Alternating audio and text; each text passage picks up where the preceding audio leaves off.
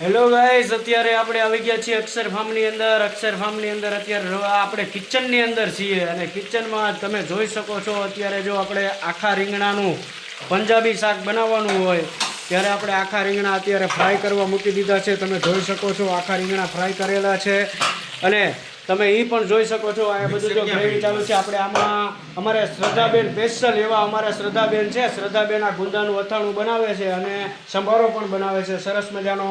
આપણી ખાખડી કેરીનું પણ અત્યારે સંભારો બનાવવાનો છે. આપણે ગ્રેવી બધું તૈયાર છે, તમે જોઈ શકો છો.